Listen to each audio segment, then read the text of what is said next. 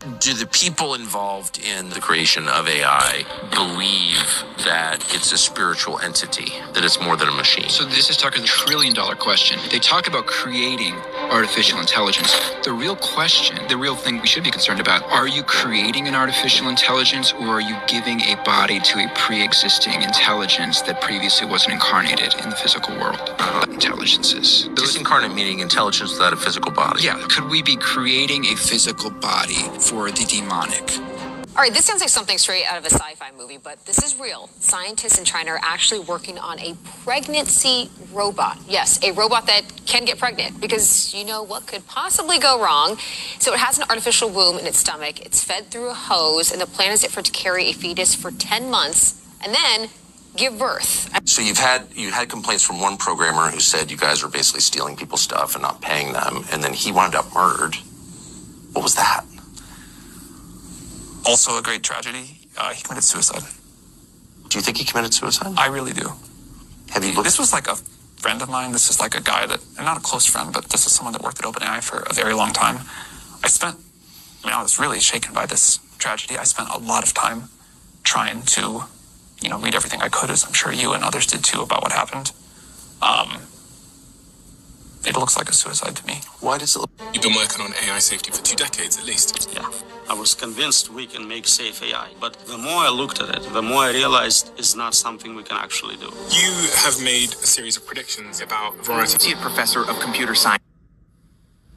I haven't come to terms with what the development of superintelligence could do to my children's future. I'm okay. I'm 77. I'm going to be out of here soon. But for my children and my younger friends, my nephews and nieces, and their children, I just don't like to think about what could happen.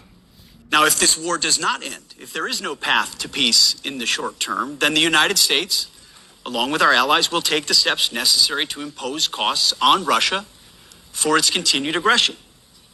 If we must take this step, the U.S. War Department stands ready to do our part in ways that only the United States can do. DARPA is something most Americans have never heard of. It's the biggest collection of geniuses anywhere in government. These are the guys that are creating not the next generation of technology, but 3 generations from now. If there are flying saucers and they're not little green men from outer space, DARPA made them. Seriously. This always struck me as very funny. DARPA's work is so classified that one DARPA scientist sitting next to another DARPA scientist has no idea what the other guy's working on. It's too... In your view, China is preparing the ground for what? In the view of U.S. intelligence officials and government leaders now for years, China is preparing to be able to fight and defeat the United States military in a war. Mr. Trump says the war is over, but clearly the war is not over. The IDF is deployed to sections of Gaza still, and Hamas is still on the streets of Gaza. How can you say the war is over? Well, we agreed to give peace a chance. We agreed that we should, the conditions in his 20-point plan are very clear. It's not only that we get the hostages out without getting our military out, but that we would subsequently have both demilitarization and disarmament. They're not the same thing. First, Hamas has to give up its arms. This man is J.D. Vance. He's the vice president for Donald Trump.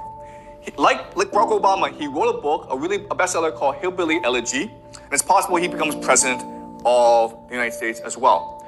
Now, you may not know this, but when he first came to prominence, he opposed Donald Trump.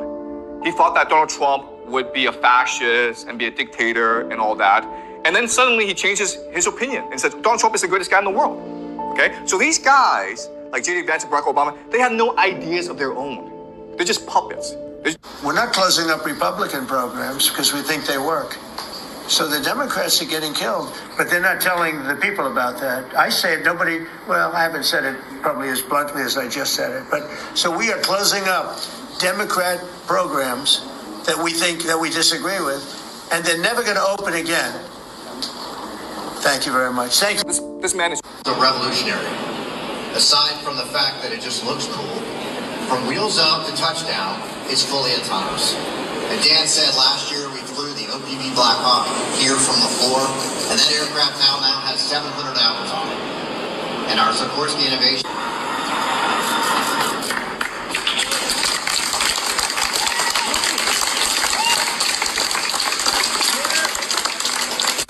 So I'm sure by now you've probably seen the videos circulating around of 2nd Battalion, 7th Marines practicing the civil unrest training that they're getting currently on the naval station south of Los Angeles. It's been going all over the place, but they seem to be doing pretty well. They're getting coordinated. Obviously, they're receiving some good training. You can see the instructors behind them.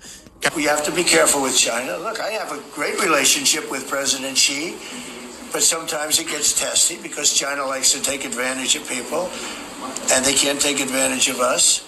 But we have a fair relationship with China, and I think it'll be fine. And if it's not, that's okay too. You have to look. I'm very disappointed because Vladimir and I had a very good relationship. Probably still do. I don't know why he continues with this war. This war has been so bad for him.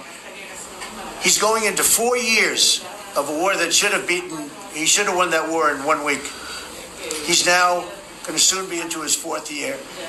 President Trump says he is focused on rebuilding Gaza. Now the UN's estimating that will cost about $70 billion. Former NATO Supreme Allied Commander, retired General Wesley Clark, has more on that. General, thanks for coming on. So how accurate do these first estimates tend to be, and once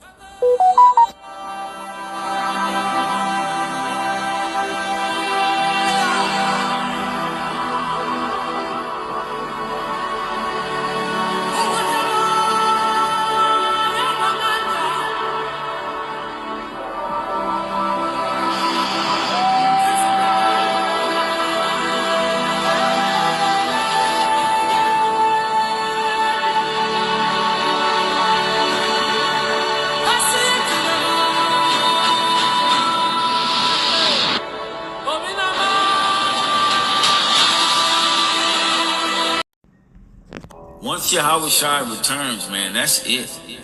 There will be no war after that. The nations won't have weapons to engage in a war. When we come down and we snatch these demons out of these bunkers, they're going to be hiding in the dens and in the caves of the earth, all right, asking the rocks to fall upon them to deliver them from the wrath of the Lamb.